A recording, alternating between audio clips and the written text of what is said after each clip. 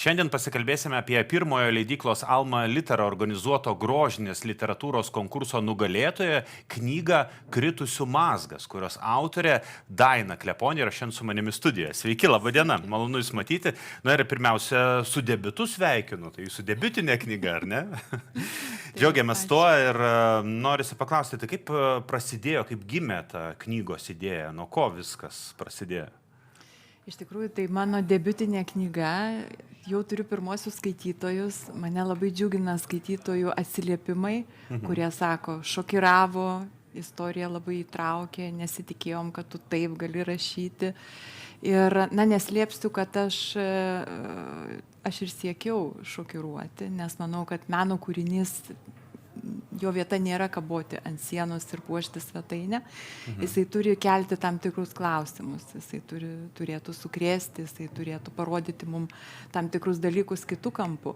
Ir ši knyga gimė taip pat ir iš mano pačios klausimų savo, kurie kilo 15 metais, knygą rašiau 7 beveik metus, labai ilgai. Taip. Geras.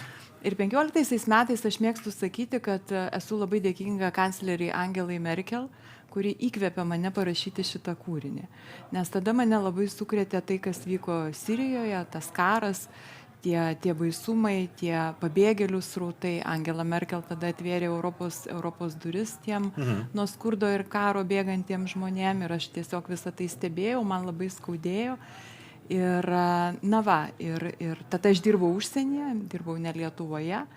Dėl to ir knyga mano yra ne apie Lietuvą. Pagrindinis veiksmas vyksta Berlyne, randama, nužudyta žurnalistė Sara. Taip. Ir veiksmas, tai yra detektyvinė knyga, ar ne? Taip, tai yra detektyvinė istorija. Taip, ir dažnai manęs klausia, kodėl tu pasirinkai rašyti detektyvą? Tiksliau, netgi tai yra trileris, nes detektyvas tai yra vienas naratyvas, kai yra tyriamas detektyvas. Taip, tas naratyvas yra ir mano kūrinyje. Jis yra pagrindinis ir kodėl aš pasirinkau rašyti detektyvą, nes tai žanras, kuris labai įtraukia, pati mėgstu skaityti detektyvus ir kuris gali suteikti peno ne tik emocijom, bet ir intelektui. Nes tu turi atrasti tą paslaptį, tu turi išspręsti ir dėl to aš savo romaną irgi sudėliojau kaip puzlį, kur skaitytojas tiesiog iš skirtingų istorinių laikotarpių, skirtingais istoriniais laikotarpiais vykusių skirtingo veiksmo, skirtingose šalyse netgi, jisai turi susidėlioti tą istoriją ir atrasti tai vis tik tai, kas atsitiko.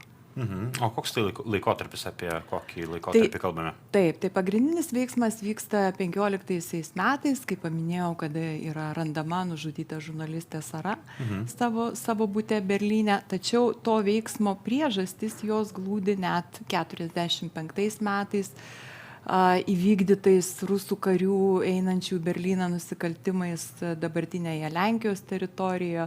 Taip pat priežastis yra ir susijęs su kompanija, kuri buvo įkurta 2000 metais Šveicarijoje ir kurios savininkas sėdi Mobito kalėjime ir jisai yra susijęs taip pat su kraštutinių dešinių partijos lyderiais Vokietijoje, korumpuotais ryšiais.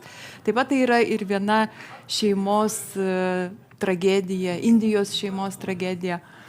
Ir visa tai susipina į tarpusavyje, kaip tas mazgas, kritusių mazgas, vikingų senas simbolis, kuris yra pavaizduotas mano romano viršelyje ir kuris taip pat beje naudojamas Wagner grupuotės, kuri beje irgi yra vienas iš mano veikėjų romane.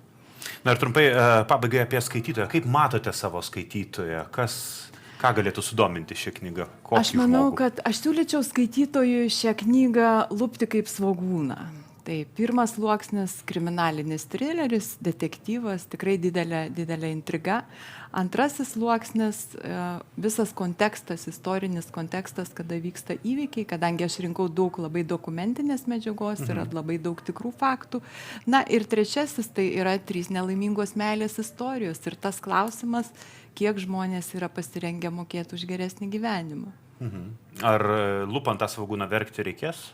Geras klausimas, aš galvojau ir iš tikrųjų žmonės sakė, kad verkė skaitydami tam tikrose vietose ir man pačiai būdavo labai sunku rašyti tas vietas ir graudu, tai, na, tai priklausys, ką jūs rasite savo tame kūrinyje. Na ir kviečiame kiekvieną turbūt žiūrovą atrasti savo dalelę, ar ne, ir pasimti kažką iš šios knygos. Ačiū Jums labai, studijoje buvo knygos autorė Daina Kleponė, Kritusių mazgas, kurią matote mūsų ekranuose, o taip pat ir knygynuose.